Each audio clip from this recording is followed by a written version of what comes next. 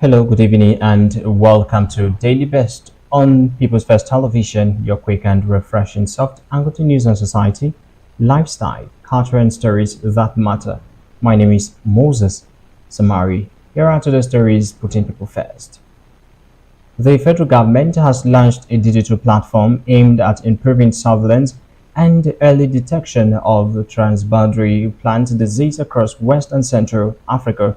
The platform, known as the Central and West African Virus Epidemiology WAVE digital platform, was unveiled in Abuja by the Minister of State for Agriculture and Food Security, Senator Alihu Abdullahi. Abdullahi said the initiative would strengthen regional cooperation, enhance disease monitoring, and support faster responses to plant disease outbreaks. He added that the platform would provide government with timely data for evidence-based decisions and more effective deployment of resources to protect food systems.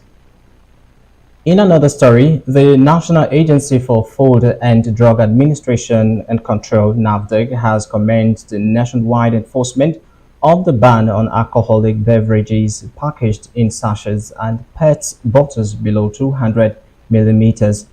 PFTV's Jennifer Faga has the details. NAFDAC said enforcement teams have been deployed to markets, bars, motor parks, supermarkets and other outlets across the country to seize and destroy the prohibited products. The agency warned that anyone involved in the production, importation, distribution, transportation or sale of the banned alcoholic drinks would face prosecution. NAFDAC Director General Professor Mojishola Adeyeye also directed stakeholders to surrender remaining stock and urged the public to report violations to the nearest NAFDAC office. Reporting for PFTV, I am Jennifer Faga. Appreciate you, Jennifer, for that report. We'll now go on a quick break to return shortly. Please stay there. On PFTV Spotlight, the heat is real. Can you defend your promises? Can you face the people? Can you survive the hot seat? Politicians, leaders, contenders, one by one, they face Nigeria's toughest political conversations. No scripts, no excuses, just the truth. This election season, don't just hear promises. Welcome to Nick's Hot Seat, only on PFTV Spotlight. Your one stop where stories come live.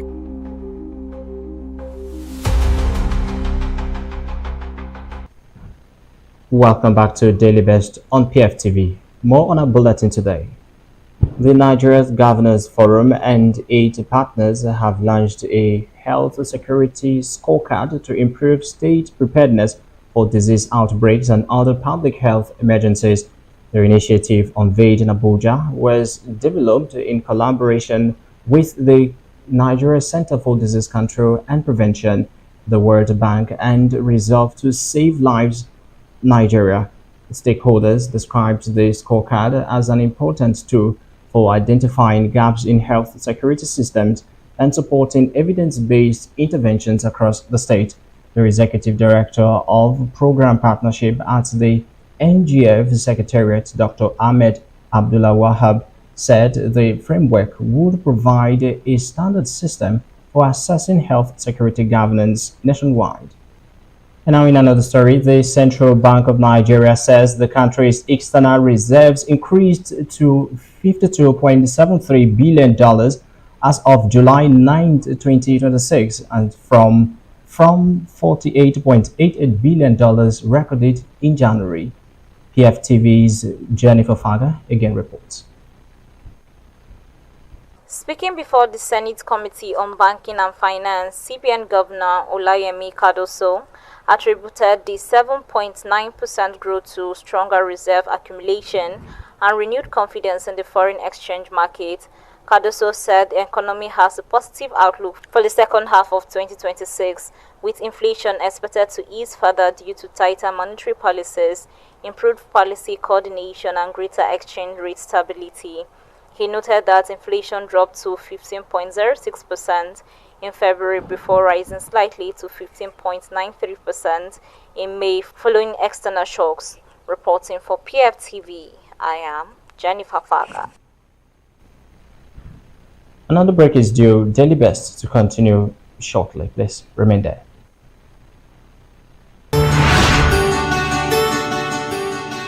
Before every doctor, before every lawyer, before every engineer, before every journalist, there was a teacher.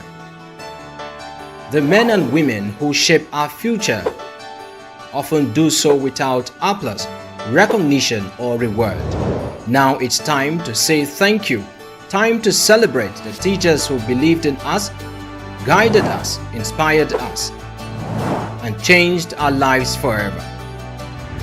Introducing My Teacher, My Hero, a special television program dedicated to honoring exceptional teachers across Nigeria. Share your story, nominate a teacher, celebrate a hero. Because every success story begins with a teacher. My Teacher, My Hero. On People's First Television, PFTV, where stories come live.